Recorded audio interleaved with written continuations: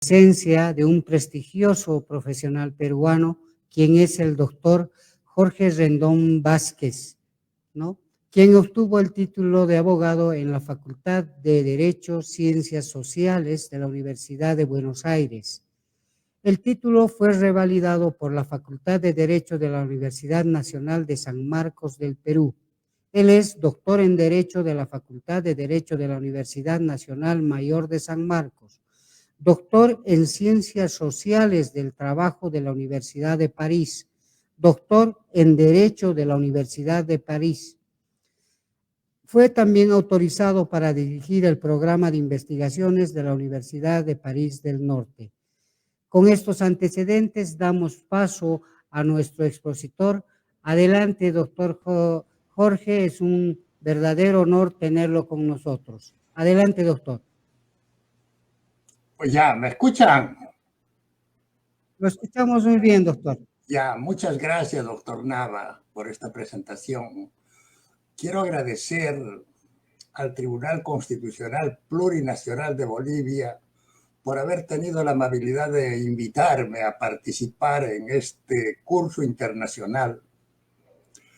Entiendo que la sugerencia para mi participación provino del doctor Iván Campero Villalba, un viejo colega, un viejo amigo de ya lides que se remontan a más de 30 años en congresos internacionales de derecho del trabajo en América Latina, lo cual nos ha acercado mucho más y nos ha hecho compenetrar en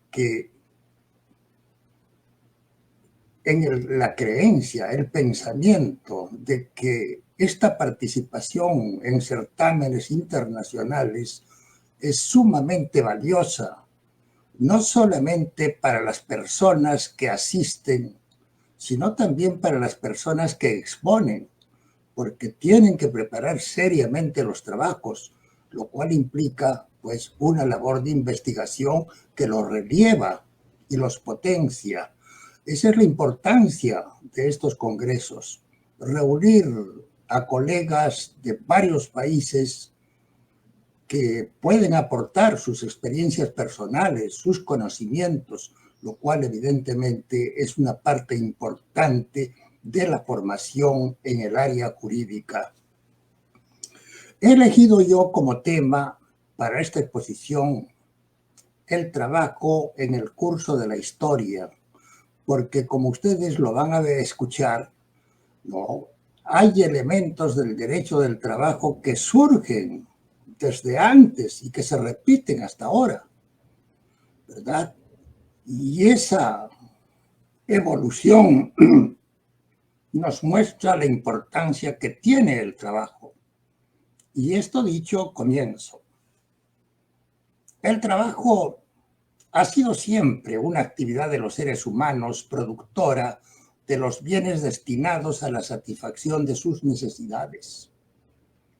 En los tiempos más remotos, esta actividad tuvo como finalidad la obtención directa de las sustancias necesarias para la vida, como sucedía con las otras especies de animales y vegetales.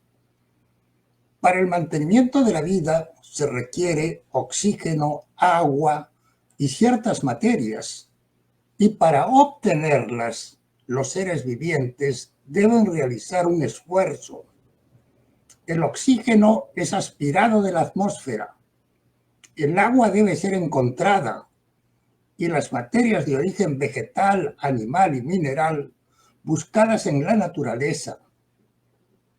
Esta actividad no puede detenerse porque la vida es un proceso continuo de asimilación y desasimilación de esos elementos, cuya ausencia en el límite causa la muerte del ser. En esa actividad aparecen ya los dos caracteres que mucho más tarde habrán de serle atribuidos al trabajo. Es una obligación fundamental, intuitu persona, se diría ahora, porque su incumplimiento acarrearía la muerte del sujeto y es al mismo tiempo un derecho fundamental, porque permite la continuación de la vida. Las especies animales solo han dispensado de esta actividad a sus crías por su incapacidad física, a las que las madres alimentan y cuidan. La especie humana se conformó hace unos 2 millones de años, muy lentamente, por la invención de instrumentos de trabajo, al empleo de palos y piedras cortantes, siguió el descubrimiento del fuego que permitió el cocimiento de los animales, de los alimentos. Esos primitivos instrumentos, perfeccionados por la experiencia, determinaron el desarrollo de la actividad mental, la transformación de las manos, la conformación y el perfeccionamiento del lenguaje y el trabajo en común para la caza de los animales con los cuales se alimentaban, y la depredación de otros grupos humanos para alimentarse con ellos o para defenderse. En adelante, la especie humana se impuso definitivamente a las demás especies y se configuró como lo que es ahora, emigrando permanentemente en miles de años por la necesidad de hallar los alimentos que necesitaba.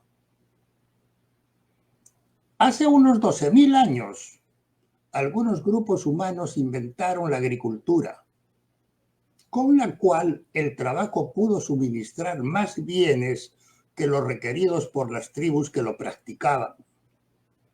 A esta actividad se asoció la invención de la ganadería, cuando los seres humanos, sobre todo las mujeres, advirtieron que podían criar ciertas especies animales para alimentarse con su carne. Este cambio, que implicaba una división del trabajo entre las tribus cazadoras y las tribus agrícolas, tuvo dos efectos. Primero, la sedentarización de las tribus agrícolas en centros poblados, frente a las tribus cazadoras que eran nómadas. Y segundo, la aparición del intercambio mercantil, que consistió inicialmente en el trueque de bienes agrarios y ganado por prisioneros cazados para ser utilizados en el trabajo que las tribus agrícolas y ganaderas ya no podían atender solo con sus miembros. Este intercambio fue también el comienzo de la noción de la propiedad privada, que surgía porque los poseedores de esas mercancías se reconocían mutuamente como titulares del poder de disponer de ellas. Establecida la esclavitud, la mayor parte del trabajo fue impuesta a los esclavos. Fue por lo tanto normal y legal en aquellos tiempos hacer más esclavos. La caza aportaba tanto animales como seres humanos. A la caza le sucedieron las guerras de conquista, no tanto de territorios que no les interesaban, sino de seres humanos para utilizarlos en el trabajo o venderlos. Desde entonces, casi todo lo que conforma la cultura como creación humana fue obra de los esclavos. Aristóteles, el más grande compilador del saber de la antigüedad, decía: un hombre es esclavo por naturaleza, cuando por la medida de sus facultades puede pertenecer a otro. Por otra parte, continuaba, no es muy grande la diferencia entre el esclavo y la bestia. Ambos solo por su cuerpo son útiles. Subsistía, sin embargo, el trabajo por artesanos libres que se alquilaban o vendían sus productos, pero su número era muy reducido y casi todos utilizaban esclavos. De esa condición dependiente del trabajo surgió el desprecio de las clases propietarias y sociointelectuales por el trabajo y por quienes lo hacían. Platón dijo en su libro La República: Es propio de un hombre bien nacido despreciar el trabajo. Los gamonales de nuestros países decían la misma cosa. Y Aristóteles en la Política declaró: es imposible que el que cultiva la virtud pueda vivir la vida de un obrero, de un jornalero. Hacia el siglo XI de nuestra era, seguía utilizándose el tripalium. Tripalium, un aparato de 3 palos al cual se sujetaban los esclavos, siervos y otras gentes para torturarlas. De esa palabra derivó la palabra italiana traballo, que se reprodujo en otras lenguas de composición latina. Trabajo en castellano. Se decía entonces que el verdugo trabajaba a su víctima. La palabra labor designaba el trabajo de los campesinos. Solo a partir del siglo XV, el desprecio por el trabajo comenzó a ser dejado de lado, luego que Lutero y Calvino elogiaron el trabajo de los artesanos y comerciantes, que eran sus seguidores y cuyos intereses defendían.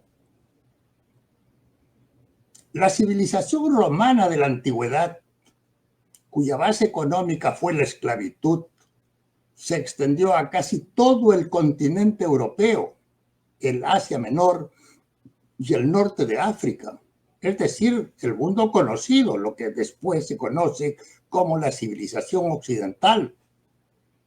Sus guerras de conquista tuvieron la finalidad de esclavizar a los pueblos vencidos. Hacia el siglo IV de nuestra era, cuando al Imperio Romano le fue imposible conquistar otros pueblos, como los germanos, los tártaros, los eslavos, los persas y otros, la esclavitud comenzó a decaer, puesto que los esclavos no podían reproducirse como las personas libres, no podían formar parejas. La decadencia de la esclavitud llevó a la decadencia del Imperio Romano, el que ya no pudo defenderse de los pueblos llamados bárbaros, que crearon nuevos reinos y otros territorios autónomos. Entonces, algunos propietarios de esclavos encontraron más rentable disponer que estos, formando grupos familiares, se encargaran de cultivar las tierras y criar el ganado, dejándoles una parte ínfima del producto para que se alimentaran y cubrieran otras necesidades elementales. Así nació el feudalismo, que se reprodujo en los territorios del Imperio Romano ya en descomposición. A las familias así sometidas y a las nuevas integradas por la fuerza a esta forma de dependencia se les denominó siervos.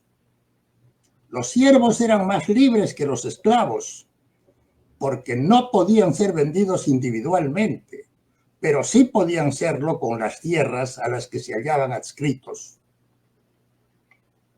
Sin embargo, con la generalización del feudalismo, la esclavitud no desapareció.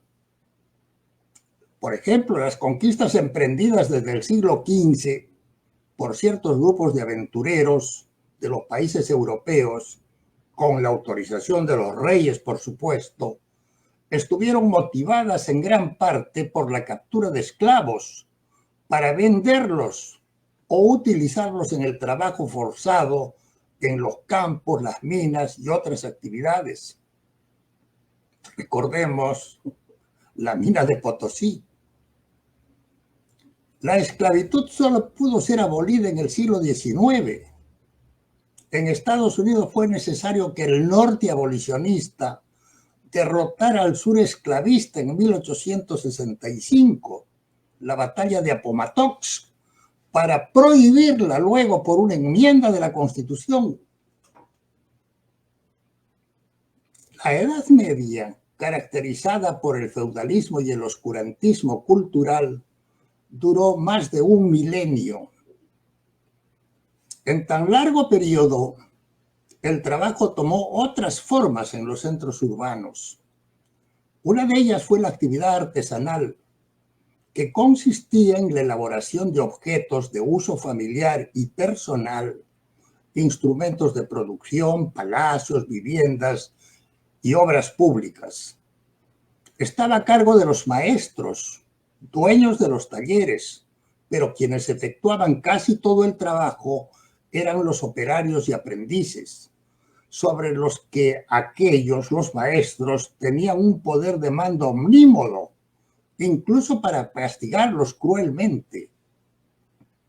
Desde aquellos tiempos, comienzos del segundo milenio, los maestros se asociaron en corporaciones a las que dotaron de la facultad de emitir las normas que debían regir el trabajo y los objetos producidos.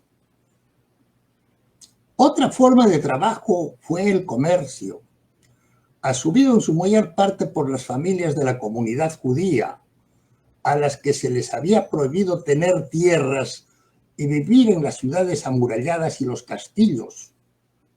Estas familias tuvieron que construir sus viviendas al lado de algunas ciudades, en sitios a los que se denominó falsos burgos y a los que protegieron con murallas para defenderse del bandidaje frecuente en ese periodo.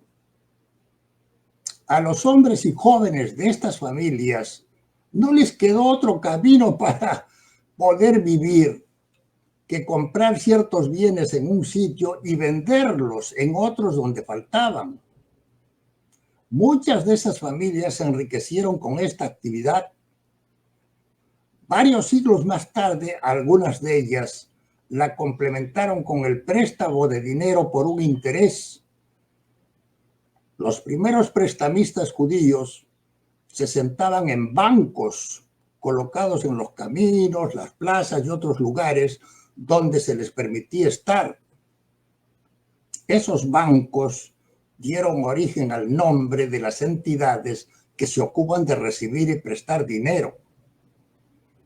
Otra ventaja diferencial de las familias judías fue el aprendizaje de la lectura, la escritura y los cálculos aritméticos en el seno de sus grupos familiares para leer la Torá o la Biblia y por la necesidad del comercio que podía realizarse, dicho sea de paso, en países de diferentes lenguas.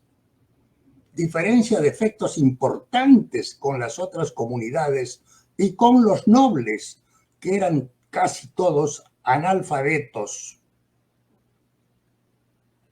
Con el desarrollo de los viajes y descubrimientos de nuevos territorios en los siglos XV y XVI, se intensificó la producción, el comercio y el consumo de bienes artesanales, lo que determinó la aparición de la manufactura como sistema de producción.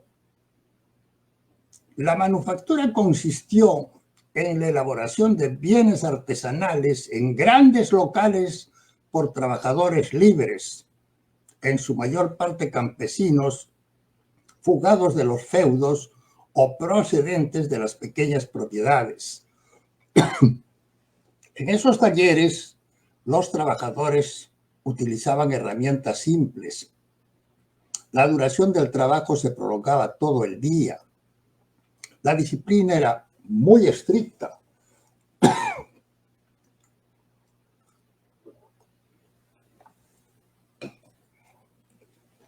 Y los salarios reducidos.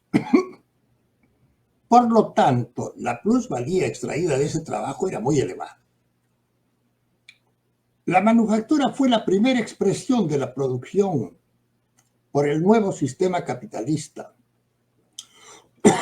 caracterizado por el alquiler de fuerza de trabajo de personas libres por un contrato que en esos momentos fue la locación de servicios del derecho romano y en ciertos casos la locación de obra. En otros términos, este sistema convirtió de modo general a la fuerza de trabajo en una mercancía que su poseedor, el trabajador, podía ceder por un salario y por un tiempo limitado, y no para siempre, porque de haberlo hecho, él mismo habría pasado a pertenecer a quien la adquiría. En lo sucesivo, el trabajador, empleado en la producción de mercancías, tuvo que comprar sus alimentos y otros bienes en el mercado, como ahora. Cuando el capitalismo se extendió completamente al campo, los obreros agrícolas tuvieron que adquirir también sus medios de vida en el mercado. El acrecentamiento del consumo y en consecuencia la expansión del mercado llevó a la primera revolución industrial.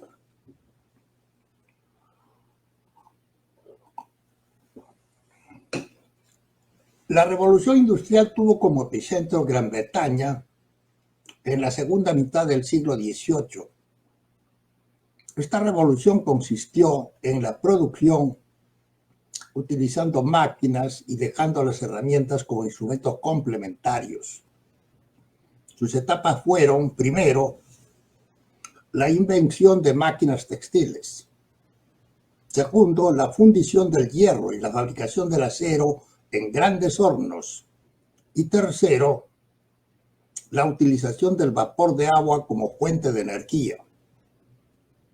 En lo sucesivo, la producción no fue solo de bienes de consumo personal, sino sobre todo de máquinas y herramientas necesarias para el desarrollo de la producción, que se retroalimentaba y expandía por el aumento del consumo personal y productivo en todas partes del mundo. Por lo tanto, las fábricas y los talleres concentraron un número creciente de trabajadores, en su mayor parte obreros, para hacer el trabajo, ya que las máquinas no podían hacerlo por sí mismas. Para liberarlos de las ataduras feudales, la clase capitalista tuvo que impulsar el abatimiento del sistema feudal, expropiando los campos sujetos a este sistema y declarando la libertad de los siervos. Fue lo que hizo la Revolución Francesa de 1789. En el siglo XIX, al multiplicarse en Europa las fábricas y talleres, creció también el número de obreros, procedentes en gran parte del campo e integrados en las empresas por contratos libremente aceptados, pero cuyas condiciones eran fijadas por los empresarios. Estos determinaban la intensidad y la duración del trabajo, que no era menor de 12 horas por día, de lunes a sábado. Se desconocían los aparatos y otros medios de protección, y los salarios apenas alcanzaban para una vida paupérrima del obrero y su familia, en barracones y edificios insalubres, construidos para alquilarlos a ellos. Si el obrero se enfermaba o accidentaba, él debía pagar los cuidados médicos con su salario. No resulta extraño por ello que a mediados del siglo XIX, en Europa, la vida de un obrero en promedio no pasase de los 35 años. Esta paupérrima situación de los obreros suscitó la conmiseración y la solidaridad con ellos de ciertos intelectuales pertenecientes a la burguesía y la pequeña burguesía, algunos de los cuales elaboraron ideologías y proyectos para liberarlos de esa situación. Entre esas ideologías se hallan el anarquismo, las varias propuestas de socialismo utópico y el marxismo. Planteaban desde una mejora de la situación económica de los obreros hasta un cambio radical de la sociedad capitalista por otra.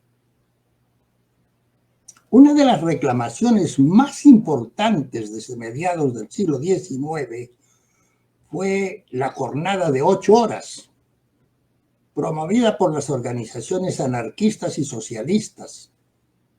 Solo la consiguieron en algunos estados a fines del siglo XIX, tras persecuciones, pérdida del trabajo e incluso de la vida. Y recién se le admitió de modo general luego de que la Organización Internacional del Trabajo la aprobara como el primero de sus convenios en octubre de 1919. La adopción de la jornada de 8 horas es el punto de partida de una nueva etapa en la evolución del sistema capitalista.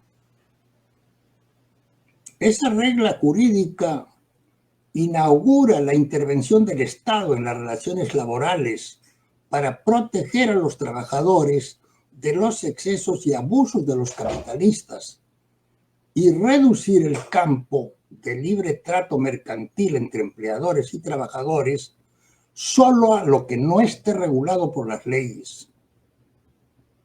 Por lo tanto, en adelante, la acción sindical y de los intelectuales que continuaban apoyando a los trabajadores y la de algunos partidos políticos ha obtenido nuevos derechos laborales y seguros sociales. Asimismo, ciertos gobiernos y partidos políticos de las mismas clases propietarias se han avenido a reconocerles a los trabajadores otros derechos para reducir su descontento y en ciertos casos para apartarlos de la idea de promover o apoyar una revolución social. Después de la Segunda Guerra Mundial y a consecuencia de la reacción social que suscitara, quedó establecido en casi todo el mundo un cuadro de derechos laborales y de seguridad social normativo de las condiciones de utilización de la fuerza de trabajo por otros mediante un contrato libremente pactado. Los derechos sociales más importantes han sido reconocidos por la Declaración de los Derechos Humanos de las Naciones Unidas, aprobada en París en diciembre de 1948.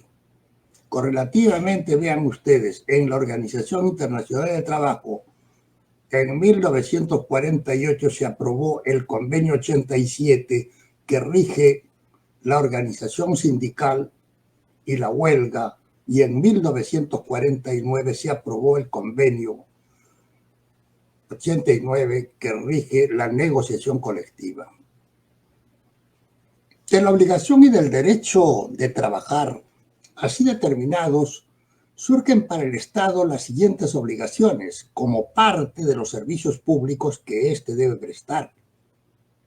Primero, impartir educación primaria y secundaria obligatoria a los niños y adolescentes, en correspondencia con el desarrollo de las ciencias y las necesidades sociales. Segundo, formar profesionalmente a los trabajadores en los varios niveles requeridos por la economía y los intereses del país. Tercero, procurar empleos a los trabajadores que no lo tienen. Cuarto, deducir del valor obtenido por la actividad productiva, además de la remuneración, los recursos para cubrir los derechos sociales monetarios, los riesgos de enfermedad, accidente y maternidad, pagar los salarios de desempleo y las pensiones al alcanzar la edad de jubilación o por incapacidad. En el siglo XXI, la producción de los bienes y servicios se halla a cargo del sistema capitalista en casi todas partes. Además, el Estado ha alcanzado una presencia determinante por la necesidad de la prestación de los servicios públicos, cada vez más variados e imprescindibles, y se ha convertido en el más grande empleador. El sistema llamado socialista, consistente en la estatización de la economía, colapsó a fines del siglo XX en los países del este europeo y fue abandonado en los países del Asia donde había sido implantado, excepto en uno. Por lo tanto, la noción del trabajo debe ser considerada en relación a sus funciones, a sus componentes y a los caracteres determinados o modelados por devolución económica y social. Dos son las funciones fundamentales del trabajo. Primero, sigue siendo una actividad de los seres humanos cuya finalidad es obtener los bienes necesarios para la satisfacción de sus necesidades, de las cuales la más importante es la conservación de la vida. Segundo, el trabajo es el medio que permite obtener a quienes lo realizan los recursos necesarios para su vida personal y familiar. En las condiciones de la sociedad capitalista, esto implica que todas las personas deben acceder a un empleo remunerado o realizar una actividad económica por cuenta propia que les permita un ingreso económico.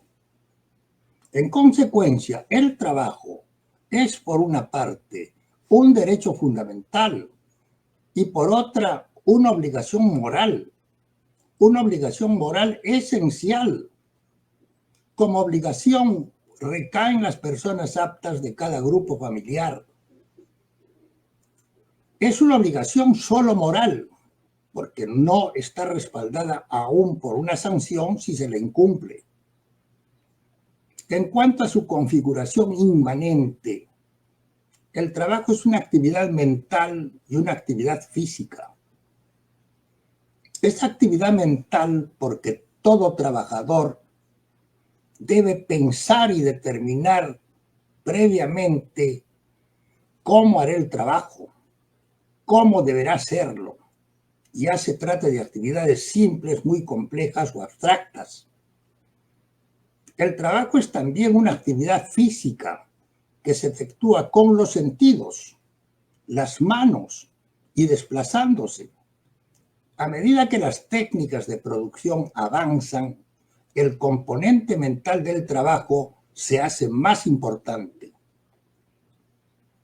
Luego de la Revolución Industrial y durante el siglo XIX, en las fábricas predominaba aún el trabajo como una actividad basada en las habilidades personales de los obreros, como una prolongación del trabajo en los talleres manufactureros. A fines del siglo XIX, el ingeniero Frederick Winslow Taylor acabó con este esquema al introducir el trabajo planificado y organizado por oficinas especializadas al que denominó Organización Científica del Trabajo. A él no le interesaba que el obrero pensara, y para él cuanto menos pensara era mejor. El obrero debía concretarse a ejecutar los movimientos repetidos y cronometrados indicados por esas oficinas. Un método que, según Taylor, podía ser aplicado en todos los campos profesionales y en la gestión gubernamental y universitaria. Así se creó el trabajo en cadena en la fábrica de automóviles Ford, para la que él trabajaba, con lo cual aumentó enormemente la productividad de cada obrero, si bien pagándole solo una pequeña parte del mayor valor obtenido. Luego, esta modalidad de trabajo se reprodujo en otras empresas, pero las críticas a ella y la necesidad de eliminar o disminuir la resistencia sindical llevaron a ciertos sociólogos e ingenieros a crear un método opuesto, consistente en tratar de interesar a los trabajadores en los propósitos de la empresa y a considerarse una parte de ella, de modo de motivarse y someterse por sí mismos a la disciplina como una necesidad. Estas técnicas denominadas de management o managerismo se han generalizado y complementado con las de Taylor. Son ahora materia de estudios universitarios para formar profesionales de la organización, dirección y control de la actividad laboral en las empresas, el Estado y otras entidades. Por el modo como interviene en la producción de los bienes y servicios, el trabajo es una actividad especializada, modelada por la división social del trabajo horizontal y vertical, la diversidad y complejidad de los medios de producción, la formación profesional correlativa y cada vez más especializada, y la experiencia en cada momento de la evolución de la sociedad y de la economía. Por más complejos y sofisticados que sean los instrumentos de trabajo, la intervención del trabajo en la producción es un hecho permanente y necesario. Esos instrumentos que son el resultado de la inventiva y del trabajo acumulado en el pasado y el presente no pueden sustituir al trabajo inmediato. Como Marx lo demostrara, en la sociedad capitalista, la mayor parte de la inversión productiva y del trabajo se concentra en la fabricación de máquinas que hacen máquinas. La automación, la robotización y la inteligencia artificial, que son el resultado de un trabajo muy especializado en investigación y experimentación, incrementan la precisión y complejidad de las operaciones y reducen el tiempo de fabricación o de tratamiento de cada unidad o de ensamblaje de conjuntos de piezas, o realizan otras operaciones de cálculo, razonamiento y ejecución, pero no pueden prescindir del trabajo de quien las crea, planea y dirige, y de los que se ocupan en las tareas complementarias. Las computadoras no servirían de nada sin la actividad de quienes las utilizan. La incesante renovación y creación de bienes y servicios y de medios de producción han determinado una rápida evolución de las actividades laborales. Muchas de ellas se tornan obsoletas y son abandonadas, y aparecen otras nuevas. Por lo tanto, los trabajadores ocupados en actividades ya inútiles quedan desempleados, en tanto que crece la demanda de trabajadores para las nuevas actividades. Esta manera de ser del trabajo es permanente, de allí que la formación profesional y las ayudas por desempleo involuntario deban ser también permanentes. Un efecto de la mayor productividad del trabajo es la presión de los trabajadores para reducir el tiempo de trabajo. En algunos países europeos se le ha fijado en 35 horas semanales y hay proyectos para dejarlo en 4 horas diarias durante 5 o 4 días a la semana. El tiempo de las vacaciones anuales tiende también a ser alargado a más de 5 semanas y se reduce la edad para permanecer en el trabajo, no obstante que se alarga la esperanza de vida. Contradictoriamente, en los países con mayor desarrollo económico, disminuye la cantidad de trabajadores que se incorporan a la vida activa por la reducción de los nacimientos, lo que hace que la productividad del trabajo tenga que ser cada vez mayor para suministrar remuneraciones a las personas en el trabajo, pensiones a las personas que dejaron la vida activa, ayudas a los desempleados, la tasa de ganancia que los capitalistas esperan recibir y los impuestos que el Estado cobra.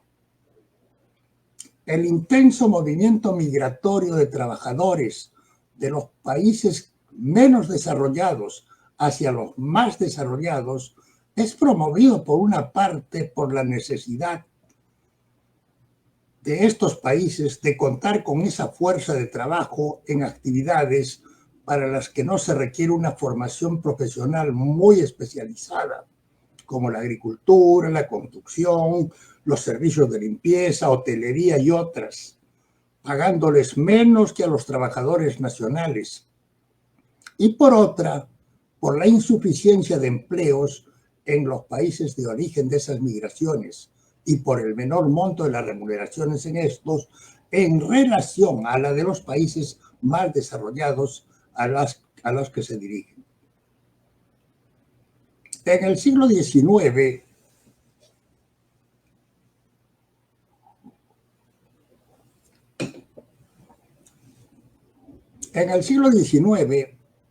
las teorías sobre la economía circunscribían la noción de trabajo a la actividad física, en particular la de los obreros en las empresas. Esa manera de ver el trabajo ha cambiado. Es trabajo cualquier actividad aplicada a la producción de bienes materiales y servicios inmateriales, cualquiera que ella sea, por su especialidad y nivel, en las empresas y otras entidades, en la actividad por cuenta propia, en el hogar y en el Estado. En las empresas hay tres clases de actividad laboral. Primero, la de los propietarios del capital, en cuanto impulsados por su interés en la ganancia y su iniciativa, determinan las necesidades y los bienes y servicios que podrían satisfacerlas y ser ofrecidos como mercancías. Reúnen el capital suficiente, propio o tomado en préstamo, adquieren los medios de producción, contratan al personal de dirección y ejecución, controlan la marcha de la empresa y venden los bienes y servicios producidos. Esta es una actividad laboral, indudablemente. Segundo, la de los trabajadores contratados, por lo general profesionales, para realizar tareas de organización o encuadramiento, dirección y control del trabajo y de la producción. Estos trabajadores se perfilan ya como una nueva clase social. Tercero, la de los trabajadores contratados para realizar tareas de ejecución, como obreros en los talleres y otros ambientes y como empleados en las oficinas. Luego tenemos el trabajo por cuenta propia, que es efectuado por el conductor de una empresa, por lo general pequeña o individual, o en un campo u otra explotación, incluso con la ayuda de un pequeño número de personas contratadas. Tenemos luego los trabajadores del hogar, que se ocupan de las actividades inherentes a la vida en los hogares y en la atención de las personas que necesitan ayuda, como los niños y las personas que se hallan en la cuarta edad o están incapacitadas. Son en su mayor parte mujeres. En la actividad estatal hay una división del trabajo similar a la de las empresas, aunque determinada solo por la producción de servicios públicos, que son las actividades encargadas al Estado por la sociedad. Estos servicios no son mercancías, puesto que su destino no es el mercado. En este medio hay funciones a cargo de personal elegido, como el presidente y vicepresidentes de la República, los legisladores y los miembros electos de los gobiernos regionales y municipales. Y hay funciones atribuidas al personal nombrado o contratado, inherentes a los poderes del Estado y a otras entidades autónomas, para la prestación de servicios públicos determinados. Este personal se halla por lo general estrictamente jerarquizado. Por la evolución del trabajo, se ha producido un cambio en la manera de considerarlo filosófica y jurídicamente. En el sistema capitalista, la actividad laboral bajo dependencia ha sido encuadrada por el contrato de trabajo.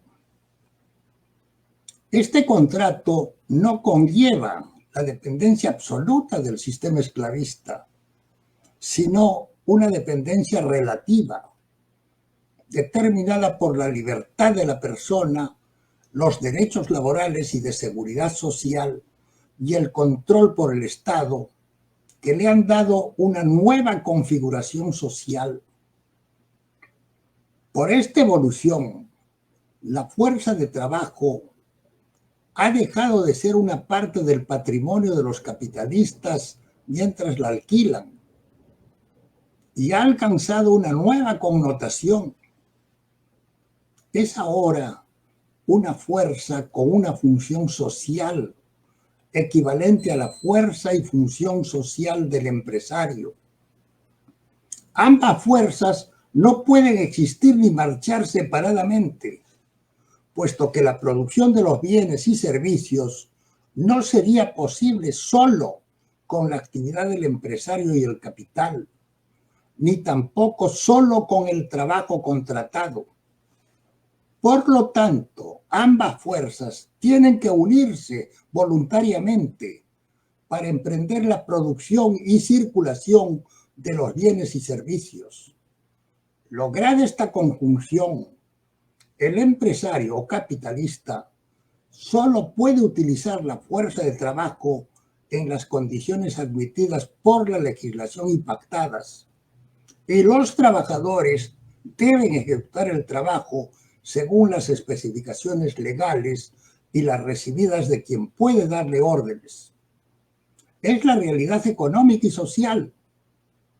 Esto implica que ambas fuerzas se asocian y que, en consecuencia, la dependencia jurídica del trabajador se sustenta más en la dependencia técnica impuesta por la necesidad de producir. Esta nueva concepción de la relación laboral como una forma de asociación alcanzará expresión legal, evidentemente, y deberá implicar una distribución más equitativa del nuevo valor creado. Las funciones indicadas del empresario y de los trabajadores contratados son en esencia funciones de la sociedad que ésta permite que sean asumidas por los grupos especializados como empresarios y como trabajadores. En definitiva, es de la sociedad en primer término el interés en que las mercancías se produzcan y lleguen a sus consumidores y usuarios, sean útiles y de la mejor calidad posible, no dañen y que su precio sea razonable. En función de ese interés, la sociedad encarga al Estado aprobar la normativa pertinente y asegurar su cumplimiento. El que estas nociones se institucionalicen como una parte fundamental del pacto o contrato social y en consecuencia se incluyan en la Constitución política, depende de los trabajadores, que son la mayor parte de electores, una fuerza social determinante, a condición, no obstante, de liberarse de la alienación que irradian sobre ellos quienes quieren dejar a la sociedad tal como es, y si les es posible, retrotraerla a estadios del pasado, valiéndose lamentablemente del voto de esa mayoría. Bien, aquí termino. Muchas gracias.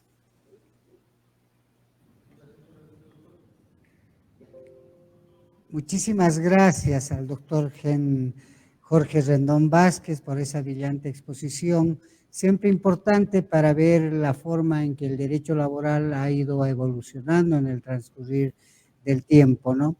Y las influencias y los retos que estos avances significan en la sociedad actual. Doctor, como está programado, vamos a dar paso a dar lectura a 3 preguntas por el tiempo que nos queda. La primera pregunta es relativa a que los avances legislativos, ¿qué avances legislativos marcaron el inicio de la protección de los derechos laborales? Ya, ¿respondo o me lee las 3? Puedes responder, doctor. Bueno, como dije, la adopción de la jornada de trabajo es el punto de quiebre de la evolución de la relación laboral, porque establece la intervención del Estado. En lo sucesivo, las atribuciones del Estado se alargan y la legislación laboral y de seguridad social que la complementa vienen en cascada hasta llegar a la situación en que nos encontramos ahora. No puede haber trabajo sin derechos sociales de orden laboral y derechos sociales de seguridad social y otras ayudas que puedan haber del Estado, por supuesto. Bueno, esta es la respuesta.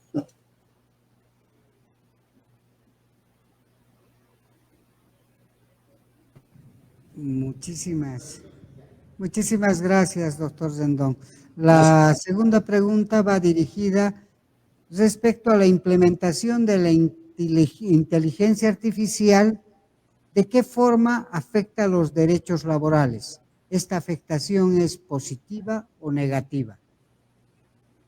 La inteligencia artificial y otras formas de trabajo, por más sofisticadas que sean, no pueden afectar los derechos laborales. Al contrario,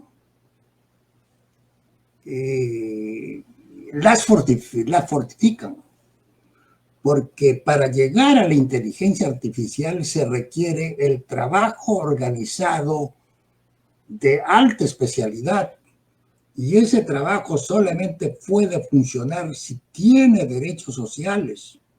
Los científicos son trabajadores como cualquier otro y están protegidos por la legislación laboral y de seguridad social. Además,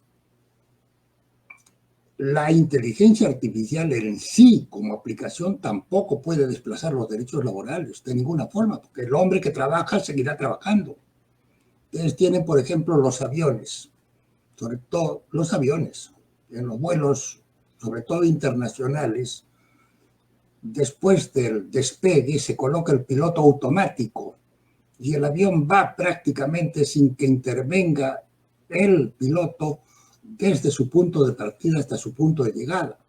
El piloto automático se desconecta únicamente en el momento del aterrizaje, ¿verdad? No. Bueno,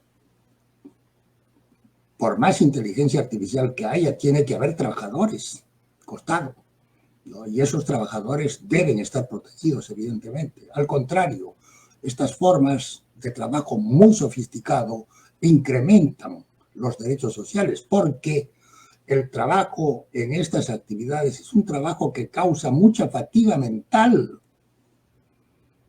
y, naturalmente, la seguridad social tiene que estar a la mano para poder reparar las consecuencias del esfuerzo. O el tiempo de trabajo tiene que reducirse también, y eso implica la adopción de nuevos derechos sociales.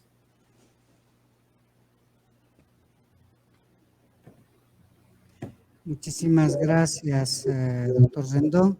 Finalmente, la última pregunta. ¿Cuál fue el papel de los tratados internacionales en el desarrollo de los derechos laborales? Bien, no hay propiamente tratados internacionales que se hayan ocupado de los derechos laborales y de seguridad social, específicamente, porque los tratados son instrumentos que establecen obligaciones para los estados pactantes.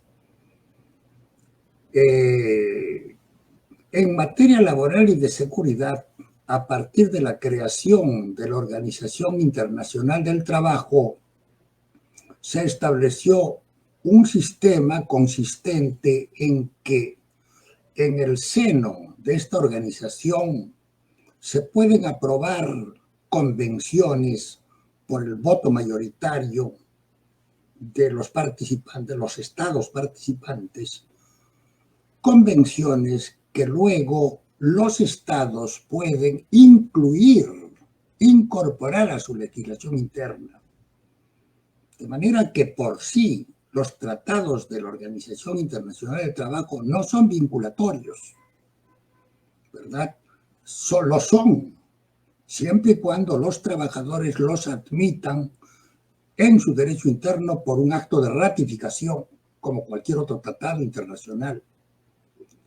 La Organización Internacional del Trabajo aprueba también recomendaciones que son en realidad proyectos de convenio que no se juzga necesario aún darles la categoría de convenios, que quedan como instrucciones, como pautas, como consejos a los estados para que los utilicen en la elaboración de su legislación interna, ¿verdad?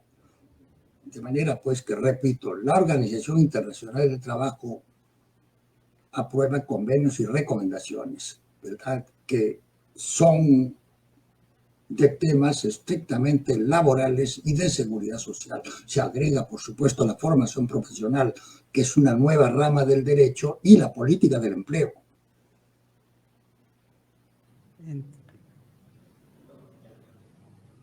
Muchas gracias. A nombre del presidente y magistrados del Tribunal Supremo, agradecemos este desprendimiento y participación del doctor Jorge Rendón Vázquez, ¿no?, por esta exitosa presentación que ha tenido en este curso. Muchísimas gracias, doctor Rendón, y que sea hasta una próxima oportunidad. Muchísimas gracias a ustedes por la confianza y la amabilidad de haberme invitado.